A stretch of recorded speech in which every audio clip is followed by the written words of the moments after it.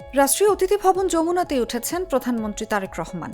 সরকার প্রধানের নিরাপত্তা ও সচিবালয়ের যাতায়াতের সুবিধার্থে সরকারি বাসভবন হিসেবে রাজধানীর হেয়ার রোডে অবস্থিত যমুনাকেই বেছে নিয়েছেন তিনি।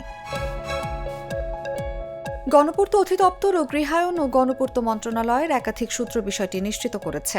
এদিকে সরকারি আবাসন পরিদপ্তর নতুন মন্ত্রী ও প্রতিমন্ত্রীদের বাসা বরাদ্দের কাজও সম্পন্ন করেছে। সংসদ ভবন ও শেরেবাংলা নগর বিবেচনায় পরে বাদ অন্তর্বর্তী সরকার ক্ষমতায় থাকাকালে জাতীয় সংসদ ভবন ও শেরেবাংলা নগর এলাকায় নতুন প্রধানমন্ত্রীর বাসভবনের সম্ভাব্যতা যাচাই করা হয়েছিল। তবে সময় স্বল্পতা সহ কয়েকটি কারণে ওই দুটি এলাকা আর বিবেচনায় রাখা হয়নি বলে গণপূর্ত মন্ত্রণালয় সূত্র জানিয়েছে।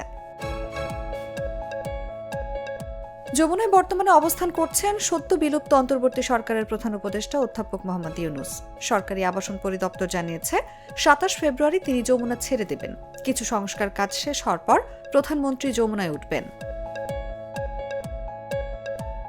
গণপূর্ত মন্ত্রণালয় সূত্র জানিয়েছে চলতি রমজানে ইফতার অনুষ্ঠান এবং আসন্ন ঈদ উল ফিতরে অতিথিদের সঙ্গে শুভেচ্ছা বিনিময় যমুনায় আয়োজনের ইচ্ছা প্রকাশ করেছেন প্রধানমন্ত্রী।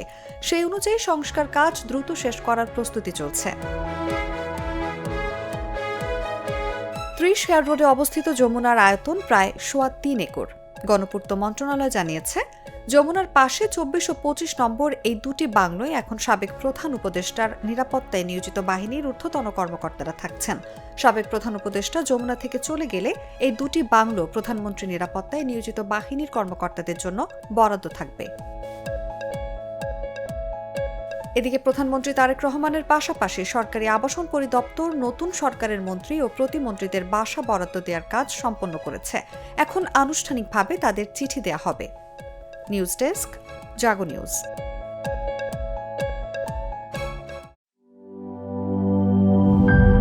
গ্লিটারের টুইন লেমন ও অ্যান্টিব্যাকটেরিয়াল ফর্মুলা বাসনকে চকচকে জীবাণুমুক্ত করে আমাদের দেয় গ্লিটার গ্যারান্টি।